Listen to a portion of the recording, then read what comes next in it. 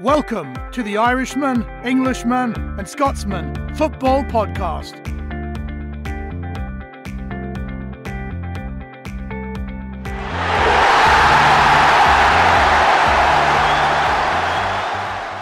Hello and welcome to another episode of the Irishman, Englishman and Scotsman Football Podcast. We're back again. Joining me all the way from Scotland, Fino. How are you doing, buddy? Yeah, I'm good, thanks. How are you guys?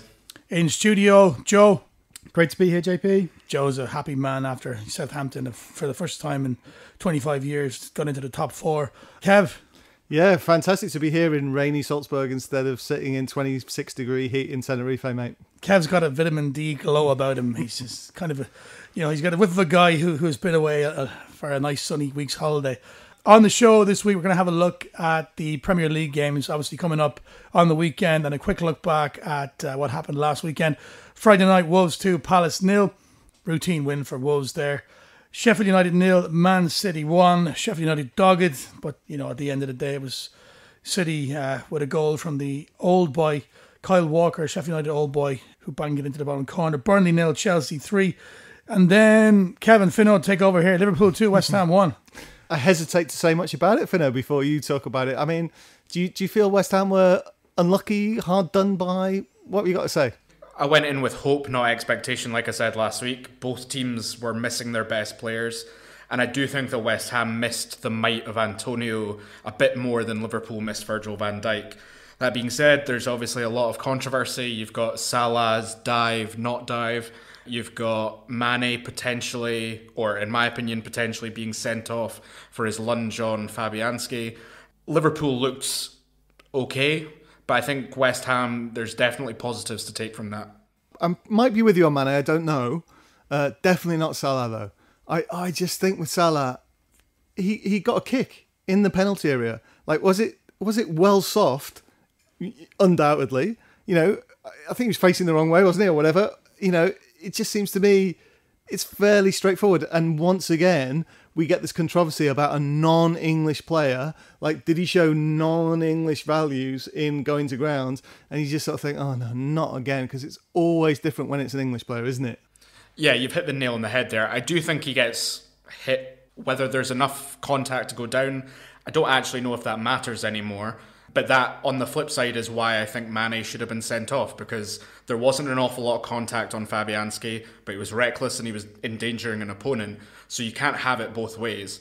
I agree that Salah has come in for some unnecessary press around his performance on the weekend. I think he's definitely a player, and players in the Premier League definitely get reputations, and unfortunately Salah is one of those players that has a reputation for making the most of situations, shall we say. Oh man, I reckon this is where we're not going to agree. I just think it's players like Salah, it's players like, who was it in the past? Luis Suarez in the past, for example, always get accused of being masters of the dark arts, and it always means that they don't get penalties. But I just think, you look at Salah, and yeah, this was a kick, but Salah almost every time in the penalty area, he's got people banging into him, he's got people grabbing him by the shirt, he's got people grabbing him by the neck. Liverpool get very few penalties. No, people hate it when I say this, but when you consider the amount of time Liverpool play with the ball in the penalty area, honestly, they get very few penalties. But we could talk about this all day, I'm sure, and I'm sure we're driving the guys nuts already. As you know, Fido, I'm not Liverpool's biggest fan, but I wasn't aware that Salah had a reputation for diving in the mould of, for example, Ashley Young a couple of years ago, who was an English player who was accused of diving every single game. Liverpool have got a ridiculous amount of penalties, though, in the last couple of seasons. I don't think they have. I think, I'll tell you what, I don't have the numbers in front of me. We'll go and do the maths. They did have what they did have last season. I do remember they had a couple of penalties quite close to each other. Quite close to each other. They had a couple quite close to each other. I think it was against Tottenham and against Leicester. Decisive penalties against each other, if memory serves. And then, I reckon they went ages and ages and ages without a penalty. But anyway, I'll tell you what, we'll come back to it, because honestly, like I say, we could go on all day. But honestly, I think the amount of time Liverpool spend in the box, I'm surprised it isn't more, is all I say. do remember the season when Gerrard slipped. I think they got about 74 penalties that season, I'm pretty sure. We're going to go into the dark arts very soon. But Fino, you got to be proud of West Ham, how they turned things around, and they've went on a good run, and really unlucky not to get something from this game. We've definitely turned it around, and whatever Moyes has done when he was in his quarantine, it seems to have worked. It's just unfortunate that Antonio picked up that knock and was unavailable, because I do think that him going up against that Liverpool backline, we would have potentially seen a very different result. But, you go to Anfield as a team like West Ham, you don't expect to get any points, let alone 3. We went 1-0 up after some pretty dodgy defending. A lot of positives to take from it. Yeah, I agree about Antonio. He's an absolute beast, and he was a real handful against Man City a couple of weeks ago. Just before we move on to the Sunday games, I seen something today, Kev. I know you love pronouncing the name Diego Jota. Is he now going to take over from Firmino? I think it's a good shout, isn't it? I think he probably will. I think we're recording this on Tuesday, just so people know. So there's Champions League games tonight. So we don't know what Jurgen Klopp's going to do to the team tonight. But anyway, I wouldn't read anything into that at all, because it's one of those, when you got 5 subs in these Champions League games, like the starting lineup becomes less important. But anyway, but against Man City, that's what everyone's talking about, is who is going to play in that, whether it's going to be Jota or Firmino. And I do love saying that. We just love how he says Jota. But I would love to see Jota getting a chance. Yeah, time will tell. What a game, Joe, Sunday, to open up the Sunday games. Aston Villa 3, Southampton 4. Southampton, are they booking their flights around Europe? Yeah, I mean, of course. We're going to finish in the top 4. But, we're talking about penalties there. Southampton don't need penalties. We don't want penalties. We want free kicks, 25 yards out. James Ward-Prowse sticks them in the top corner every single time. Every single time. The first half was the James Ward-Prowse show. The first goal was his free kick, which, Vestergaard headed in, and then he scored 2 free kicks, fairly identical positions in the top corner to put Southampton 3-0 up. It was pretty typical Southampton, actually. We were 4-0 up after 60 minutes, and then we were hanging on for dear life. Aston Villa made it 4-3 in the 97th minute. If there'd have been one more minute, it would have been a draw. It would have been 4-4. For the first hour, Southampton were absolutely outstanding. We've now won 4 of our last 5. The goals were all impressive. I think we're just on a roll. Did Danny Ings score? Danny Ings scored a fantastic goal, top corner from about 20 yards out. But I was talking to Kev earlier. So during the second half, Southampton lost Jan Bednarek, Ryan Bertrand and Danny Ings. They all went off injured. We're all just praying that they're all missing against Newcastle. Well, we're not sure yet. We're not sure. Some praying more than others. Right. It seems that Danny Ings may not be as injured as badly as initially thought, which would be a positive, but I don't think they'll risk him on Friday night against Newcastle. I've just got a couple of stats here. So so Southampton are currently 5th. They're on 13 points after 7 games. To put that into perspective, last season it took Southampton 15 games to reach the same number of points. And the season before that, it took them 18 games to get to 13 points. So Southampton fans are just in complete dreamland, because it seems for the first time in a few seasons, we're not going to be in a relegation battle. The magician Hasan Hüttl. Moving on to the Newcastle game, injuries played a big part in this too. I'll just quickly run back to when Newcastle were beaten by Man United. John Joe Shelby picked up an injury. He was out. Isaac Hayden was out, which forced Steve Bruce to change the entire formation of the team. Newcastle went to a 5-3-2, which also converts to a 3-5-2. And they were forced to play their attacking players. So Sam Maxime, Miguel Almiron and Callum Wilson were all playing in a 3. And they got a result against Wolves. Everton, I looked at the team sheets at the start. They were missing James Rodriguez through injury. And then Richarlison and Digne were suspended after they got sent off in the last couple of games. And they looked absolutely blunt. I thought Everton were terrible. Newcastle didn't get out of second gear, but I thought Maximin wasn't great, but definitely were by far the better team. Kevin spoke earlier on about the dark arts. Something happened in this game that absolutely disgusted me. Newcastle got a penalty when Callum Wilson was upended. He was about to take the ball in his chest in the corner by the Everton midfielder. And the referee had the earpiece in. Callum Wilson had to wait at least probably 2.5 minutes until the VAR decision was given that it was a guaranteed penalty. Now, in that time, I know myself playing amateur football in Ireland, and I took a lot of penalties. Someone would try to whisper something in your ear. Somebody'd say, like, the keeper always dives to the left, or just to get inside your head. This is the dark arts.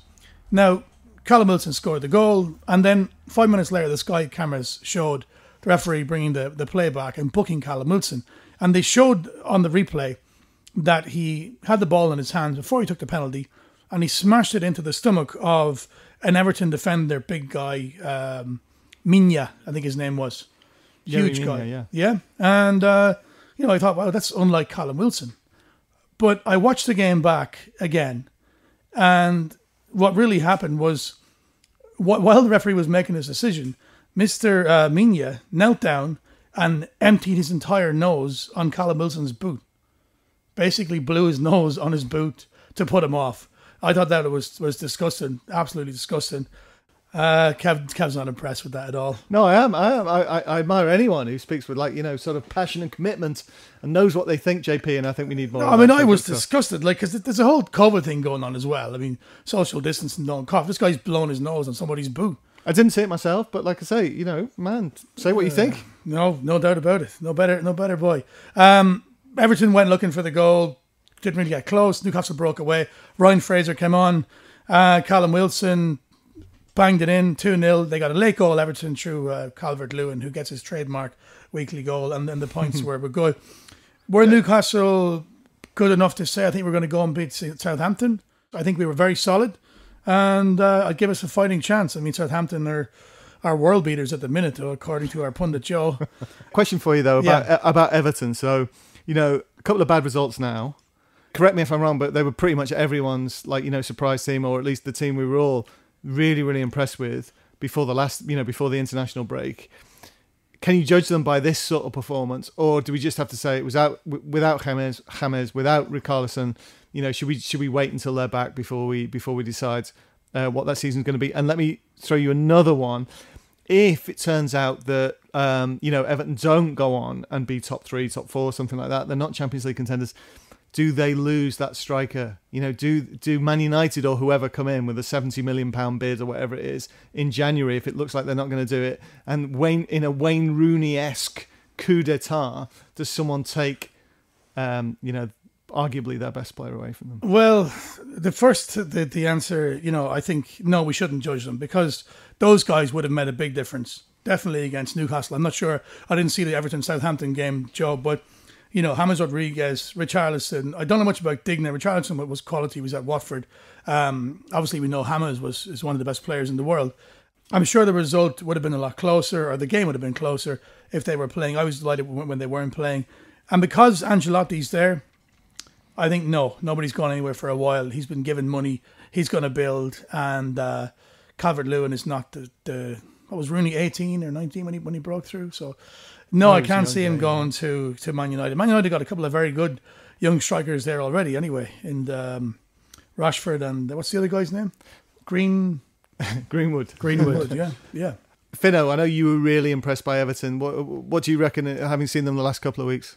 Yeah, I'm going to totally disagree with JP here. I think we definitely do need to judge Everton on the previous appearances. And I think what it's showing is actually that they've got a phenomenal starting 11. But they don't have the strength and depth. I mean, even with Pickford being dropped for Olsen, the Roma goalkeeper, they still didn't look great. There wasn't, we talked about Pickford maybe being the weak link. Clearly, that's not the case. They clearly need a bit more depth.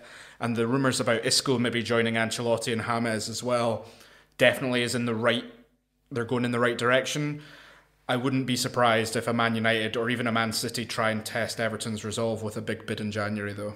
I'll tell you what, I had not heard that about Isco, but he's absolute class. Super Isco. Player, yep. If they get him as well, wow, like you say, that mind you, that strengthens their starting 11 amazingly. But yeah, whether it's part of a well thought out plan, I suppose, is another question. But it's almost like a sort of mini Galacticos, isn't it? No, I'm not saying Everton are going to win the league, Fino, but I do think they're better than they were on Saturday, because for me it was Newcastle's easiest game of the season. Yeah, look, they're missing key players. That's the issue, and you would expect them to be blunt without a player like James, Richarlison, and Luca Digne, but they need people to step up when those players are out, because at the moment there's COVID restrictions. One of them could go down, and one of them could be self-isolating. They could be injured throughout the season. They need the next man up to be able to perform at a decent enough level that they can still get results. Listen, mate, as well, the only thing I'd add to that is it all got, overshadowed by all the VAR stuff when Liverpool played Everton. But the simple fact was Everton were crap against Liverpool. They were just crap. So we'd spent all that time bigging them up. But really, all right, maybe that's a bit harsh, but they weren't very good, were they? And let's see. I think got bits to prove. I suppose like Villa as well, right? Well, they don't have any strength and depth. I think that's clear. Czech Toshin come off the bench, and he could have been playing for a Tranmere. He was that poor. Man United 0, Arsenal 1.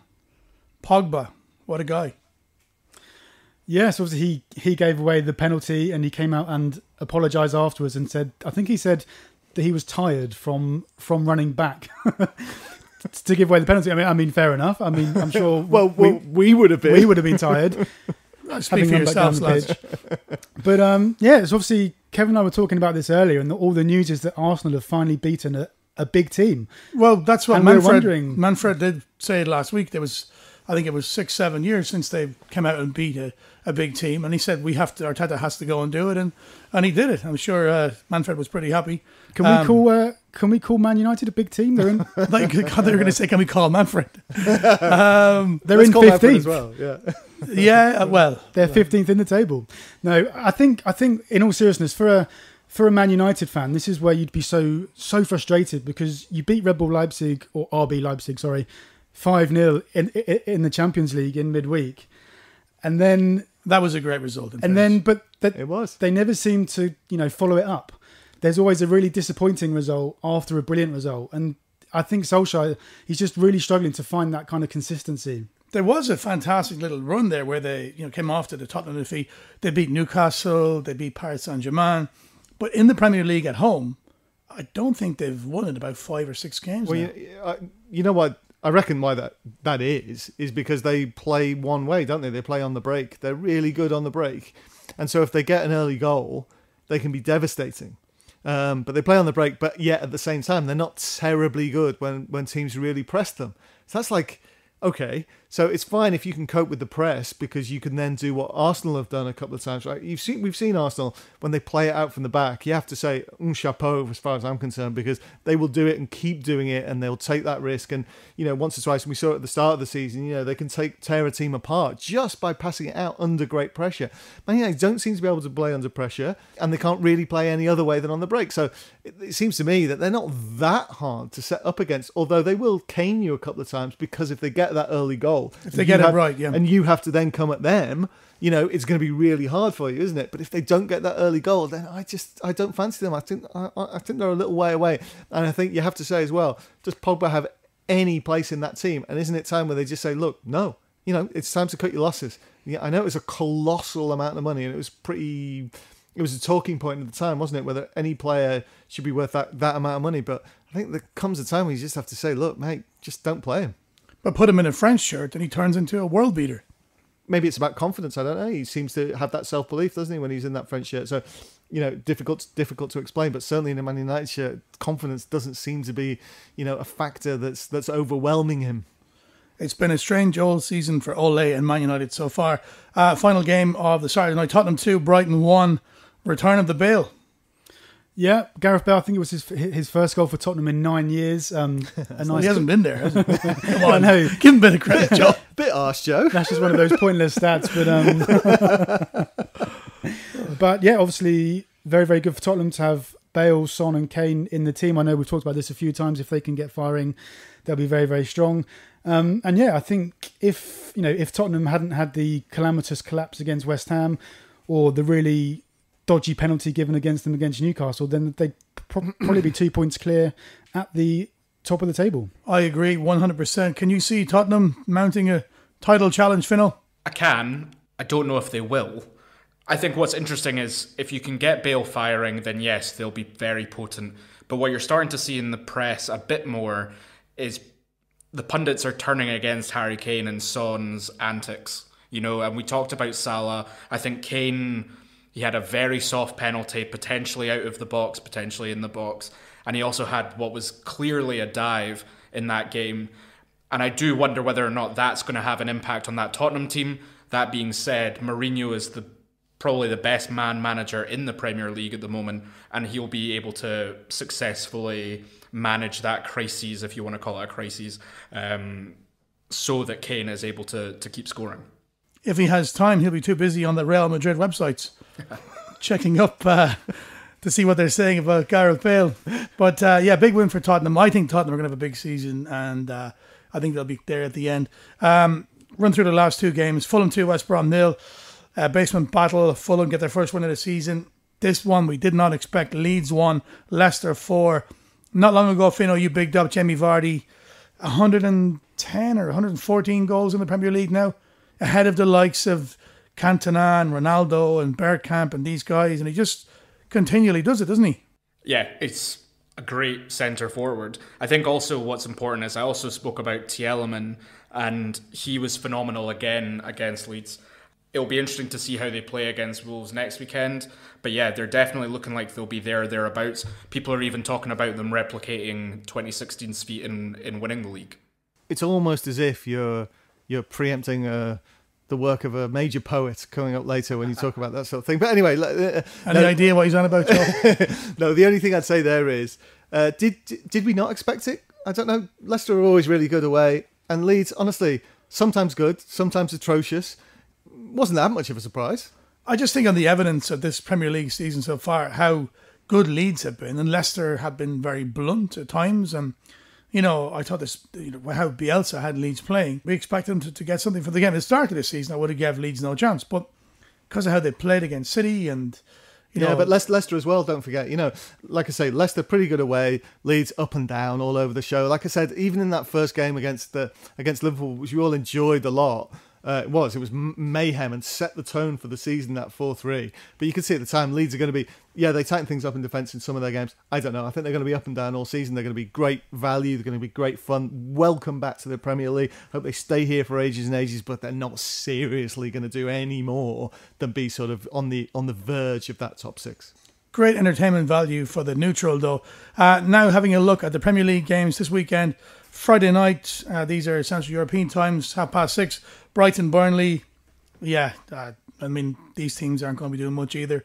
Probably go for a Brighton win. I do worry a bit for Brighton this season. They've started, they were playing well, but they weren't picking up points. They will see this as a huge and massive opportunity against Burnley to get a win and then kind of kickstart their season, I think. Got to. Burnley crap in defence, but Brighton actually, like I say, been pretty good. Can't believe they've got so few points as they have. They should have loads more. Lamptey has been a phenomenal signing. Apparently Bayern, Atletico and Sevilla are all looking at him as a potential transfer. If he goes, they lose a huge threat down the right-hand side, so they need to pick up as many points as possible before he potentially goes. Maybe in January, Fino. Now, Friday night, 9 p.m, the game of the weekend, Clash of the Titans, Southampton versus Newcastle. Joe? So, here's one for you. If Southampton beat Newcastle, it doesn't matter what the score is or the result, they will go top of the league. Albeit for a few hours until the game's on Saturday. We'll never hear the end of it. No, I think Southampton are good against the teams who actually want to play football.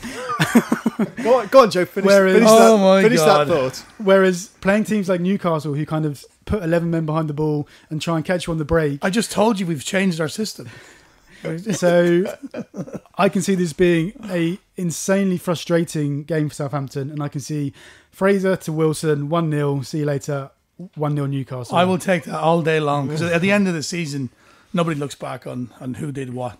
So my last match at St Mary's that I went to was the Newcastle match last year, when Newcastle won a very jammy 1-0 game again, after being incredibly negative and then nicked a goal on the break and then won the game 1-0. So I can see history repeating itself, unfortunately. If you're playing away in the Premier League, you play on the break. That's what you do, I think Newcastle will actually go and have a go.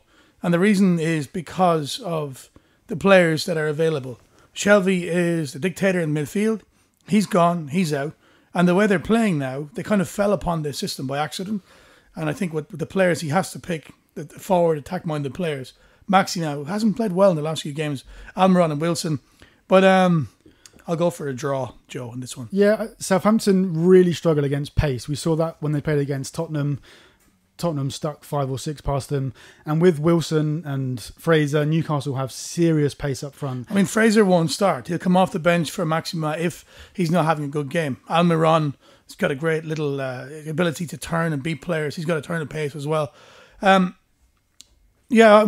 take a draw in this one. And, I'd hate to see Southampton not make the top of the league for the first time in 200 years, was it? Or? I can't remember the last time.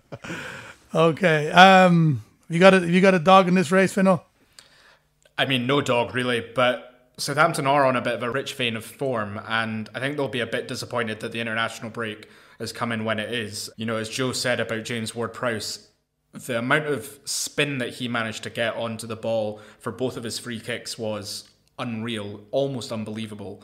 So it'll be interesting to see if there are any set pieces given away 25, 30 yards out, whether or not you can replicate that. Newcastle did play well against Everton, but I don't really have an idea of how this will go, but it is a great Friday night game.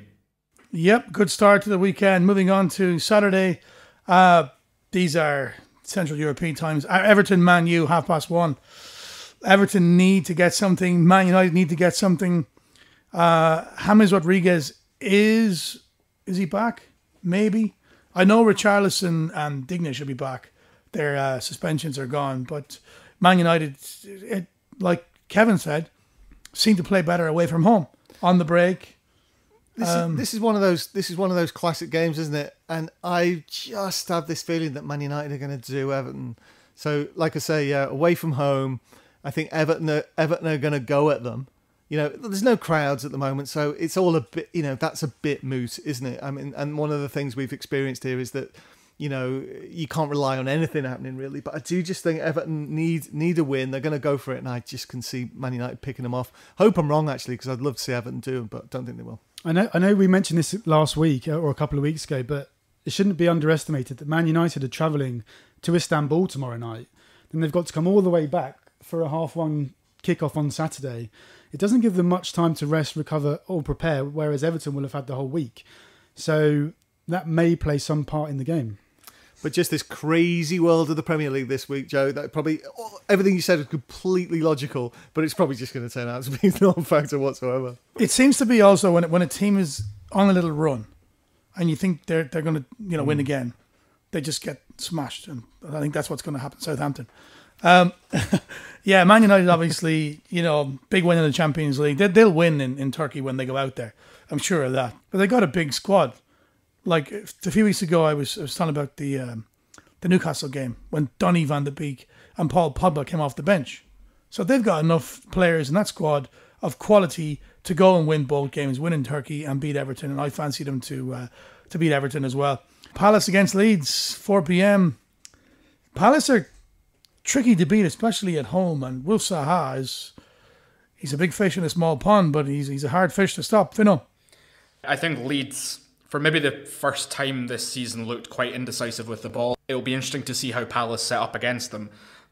That being said, against Wolves, Palace were pretty dismal. I think it's a very difficult game to pick. I'll be amazed if we can get 4 out of 4 right. I'm going to go with a 2-2 draw, but again, that's me really just picking it out of thin air. I'll go for Mr. Bielsa ball and Leeds to win by the odd goal. Joe? Yeah, I think Leeds will bounce back in this one and take the 3 points. Kev? Yeah, I suppose so. Hope they do, actually. Like a bit of Leeds. Like a bit of Leeds, he does. Chelsea, the dead start bet of the weekend, I think, at home to Sheffield United. I think they're going to batter them. They're really finding their feet now, aren't they, Chelsea? I think now you starting to see that midfield looking really nice. The way they play together, and of course Timo Werner. We all said once he started scoring, he's probably not going to stop, and I think it's going to be a riot. Yeah, and it was another one of the new signings at the weekend, Ziyech, who came in. The guy from Ajax. He came in from Ajax, I believe. He was the one who kind of stole the show at the weekend. So, yeah, they look really strong. Yeah, I watched him in the Champions League there, and he had a little tap in, and that would have done his confidence the world of good. You got to fancy your team on Saturday night, Fino, West Ham, Fulham. Yeah, I do. I'm almost expecting a win now, so no doubt we'll get turned over. Scott Parker coming back to West Ham. Missing Antonio at the weekend was a big deal. Fornals, Bowen looked good. I mean, Fornals looked good against Liverpool. The big question mark is around Haller. At 20 odd million, he needs to make his presence known in the Premier League, and especially when we've not got Antonio there to rely on, essentially, to score goals. Is Antonio injured? West Ham are keeping it very close to the chest, shall we say. I think it was very touch and go for the Liverpool game. There was a lot of rumours either way. So it'll be interesting to see whether or not he is fit for the Fulham game. But yeah, Fulham lifted out the relegation zone with their win against West Brom. You hope that they have exerted so much effort into that result that West Ham are able to steamroll them. Well, you hope that. Not many other people do, mate. Yeah, no, I fancy West Ham here as well, Fino. I mean, you've gone on a little run as well, and you're kind of harder to beat now. And Mai seems to have got the dressing room behind him a little bit more. So yeah, I think West Ham should win this comfortably. On to Sunday's games. Now, there is no Monday's game, so there's 4 games on Sunday at 1 p.m. West Brom, Tottenham. I fancy Tottenham here as well again. And Kane and Son and Bale, and the Mourinho machine rolls on, I think. Yeah, I mean, Tottenham should win this game. West Brom still haven't won a game all season, so they're still searching for their first 3 points. I think the defeat against Fulham would have really, really hurt them against their kind of relegation rivals. They both came up from the Championship last season. So yeah, I fully expect Tottenham to win this one comfortably. Spurs all day. I agree, Kev. Now, we did say that the clash of the Titans of the weekend was on Friday night when Newcastle take on Southampton. There's a couple of contenders for runners-up. Leicester Wolves should be a really good game. That starts at 3 p.m.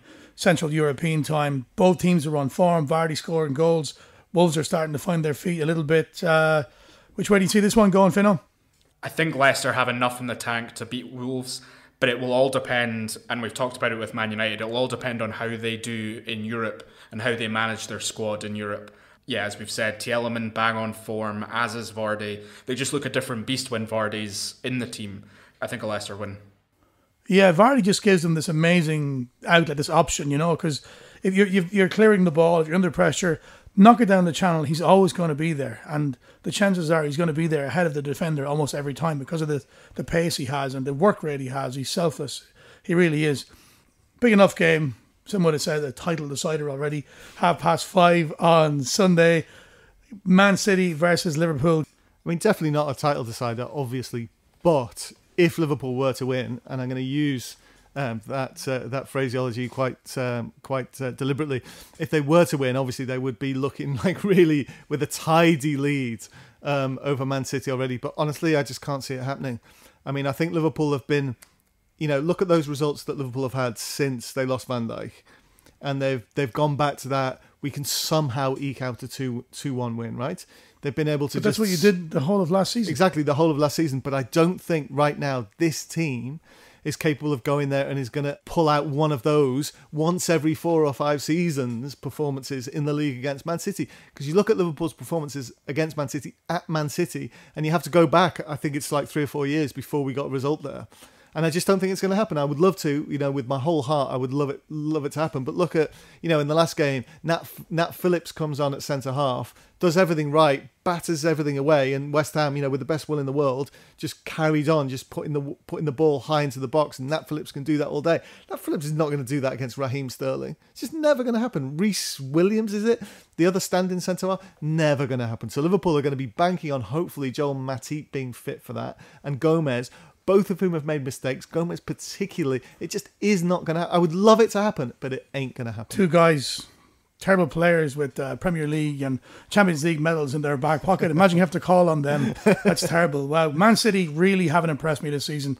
I think they've been well below the standard. Aguero's out of this game as well, and I don't see them winning this one. I'm not going to say Liverpool are going to win, but yeah, I think it could be a draw. Joe, what's your verdict on this one? I think Man City, we're just all kind of waiting for them to fully click into full gear, aren't we? And it may be this weekend. I was actually reading, so their defence in their last Premier League game cost £230 million. It's the most expensive defence in Premier League history. They'll be hoping to keep a clean sheet. And yeah, like you said, it's just scoring goals for them seems to be the problem. Aguero's injured. I think they've got this young lad, Torres, up front. Obviously, Torres, a former Liverpool player, a different player. We'll just have to wait and see. Yeah, I mean, De Bruyne is world class, and obviously Sterling, and Riyad Mahrez comes good and comes bad, and Aguero is top class, but they just seem to be missing something this season. And where are they? They must be down the table as well, aren't they? They are, but don't forget they've got a game in hand. So yeah. I think they're bang average at the moment. So I think they're 10th, 11th, 9th, something like that, depending on the goal top difference. of the league against 10th. So no, but they got that game in hand, and I think if you were to take that into account, they'd be somewhere near where Spurs are, something like that. And so if you were to looking at Liverpool, Liverpool away at say a Spurs or something like that, you certainly wouldn't say it was going to be. Listen, I really hope I'm wrong, but it's just I think Liverpool have got these frailties about them at the moment. And I think, look at the sides Liverpool have beaten in the last few games. It's been great. It's been heartwarming. It's been these 2-1s or the 2-0 in the Champions League or whatever. But, it's a miles away from playing Man City at their place. I think Pep will be angry at how they've played so far this season. And I think he's going to say to them, look, this is our chance. Let's put this to bed. Let's beat Liverpool and make a statement, and our season starts here. I would definitely agree with that. You wonder sometimes with Guardiola, he never stays at clubs for, 5-10 years. I'm just wondering if his intensity, maybe it's just kind of reaching its natural conclusion at some point. Maybe the end of this season, this may be the last season that he manages Man City. I'll tell you what, mate, that's really interesting. How long can managers exert the authority of their early years at a club? And you're right, and it's not just Guardiola, is it? Look at someone like Klopp, who did it for a certain number of years at Dortmund and then had that very difficult final year. Look at Mourinho, comes in and manages to do it. Was always the line, wasn't it, that it was the second season with Mourinho was always the best. The third season was pretty good, but then after that there would be a law of diminishing returns. I do think that's an interesting point and one to keep an eye on, because no one really expected Guardiola, to spend much longer than the time he's been there. Although he did seem to rule out a return to Barcelona, but whether they couldn't cross his palm with silver. He wants the Champions League. That's what he couldn't do with Bayern. I think he's trying to prove something by doing it at Man City, but not this season, not the way they're playing. Guardiola to go at the end of the season, Fino? I don't know if I would say that for definite, but this is definitely a game where we could look back and go, this is when he decided to leave. And I think Joe's spot on. When I was watching the Sheffield United game, he was just sitting on the bench. He wasn't really being his animated usual self, and it did look as if he'd lost a bit of his verve. But I think looking at this game, Liverpool and Man City would be very happy if they could swap a few players around, because Liverpool have got great players in attack and Man City are toothless, and Man City have £250 million sitting in defence that Liverpool could definitely use. I think for Liverpool, Shaqiri looked good when he came on. Jota got the winner, obviously. I still just don't know if they've shirked off the ghost of Virgil van Dijk, shall we say. I think it will be a cagey affair. I think it will be a 1-1 draw. The ghost of Virgil van Dijk. Wow. I've heard it all now. All that money, though, and you think Pep Guardiola could buy a decent pair of jeans. He showed up with these jeans full of holes in them, like a hipster. You sound like me dad. Well, I just think, he's Pep Guardiola, he's manager of Man City. Shouldn't be coming out in a pair of hipster jeans. Final game of the Sunday night. Arsenal at home to Aston Villa. Huge win for Arsenal against Man United. Like Manfred said last week, they first time in I think it was 7 or 8 years that they won against one of the big teams, away from home. Huge confidence from that. Aston Villa, we were bigging them up as well. Southampton, the mighty Southampton brought them back down to earth. So, I think Arsenal fancy this one, and I think they get the job done. Yeah, Arsenal should fancy themselves, and they should get the job done. They finally found a backbone in beating Man United. Manfred's appearance last week, it must have been a lucky omen, shall we say. But I still don't know about this Arsenal team. If there was one top 6 side that they were going to beat, it was going to be Man United. Aston Villa, I thought, looked pretty good. I know that they went 4-1 down, I think, or 3-0 down to Southampton, but they did bring it back. It looked a bit more of an even game than perhaps the score showed. I feel like both front lines could do some damage to each other's defences, so I think there will be goals, but I couldn't pick a winner at the moment. Yeah, very Shakespeare-like performance from the mighty Arsenal. Manfred will be very happy. Speaking of Shakespeare and great poets, Kevin is back from his sun-kissed holiday, and he's got another masterpiece for us. Kev? Yeah, well, we'll see, and again, it's spot the literary reference, and apologies to Fino again, so here we go. Stop all the clocks. Slip off your shoes. It's time to start singing the lockdown blues. With one saving grace for our COVID fatigue, the ongoing thrill of the Premier League. For those stuck indoors, it's the perfect distractor. The league with that je ne sais quoi, the X factor. Southampton and Leicester hit 4 and were stunning. Liverpool somehow still making the running. And Tottenham, could they now be title contenders? There aren't many better amongst the pretenders. Chelsea perhaps, after shrugging off Burnley, and nobody's writing off City this early. But let's start with Leicester in merciless mode. Irresistible winners, 4-1 Ellen Road. With Schmeichel in goal, Barnes and Vardy up front. Could they be worth backing for a wee title punt? Might sound unlikely, but in 2016, their title possession was as unforeseen. And if not the Foxes, then what of the Saints? 4-3 v Villa, who could have no complaints. Southampton, in fact, were if anything better than the scoreline suggests, via the fading pace setter. 4-0 at half-time sure raised some eyebrows. Vestergaard, Ings and 2 goals from Ward-Prowse. Those games were the highlights of a match week that saw a total of 30 goals scored and no draw. And though we no longer can watch football in pubs, this was the week when the great super subs sprang from the bench like bebroomed Harry Potter. At Anfield, you guessed it, our friend Diego Jota, who just when the hammers were tiring and weary, latched onto a wonder through ball from Shaqiri. Tottenham were also on edge, a bit antsy. They'd led through Kane's pen before cool Tariq Lamptey popped up to underline his reputation as a star of the future, a Brighton sensation. Spurs were in need of an energy boost. They got it when Bale was at last introduced, and 3 minutes later was in the right place to head home and put his side 2 off the pace. United could do with some of that star power. Once again, they looked just a little bit dour. A blunder from Pogba and Arsenal could cheer a first win at Old Trafford in 14 long years. So we've put back the clocks, we've cancelled our plans, settled for being just sad armchair fans, no longer watching the games from the bar. Will anyone hear us scream at VAR? Certainly we'll all be glued to our streams on Sunday when England's 2 superpower teams go head-to-head up at Manchester City. Will Liverpool win? Be left sitting pretty? Short of defenders, Klopp's men look frail, but City have hardly been blazing a trail, and given the way that this season's progressed, honestly speaking, it's anyone's guess. Brilliant stuff, Kev. Thanks a million, Fino. We'll chat to you next week. Joe, thank you. Nice one, JP. Sorry about Friday, Joe. Kev, thank you very much. Great stuff. Soon. Thank you, Kev. This has been the Irishman, Englishman and Scotsman Football Podcast. Thanks for listening, guys, and we'll see you all next week. Enjoy the games.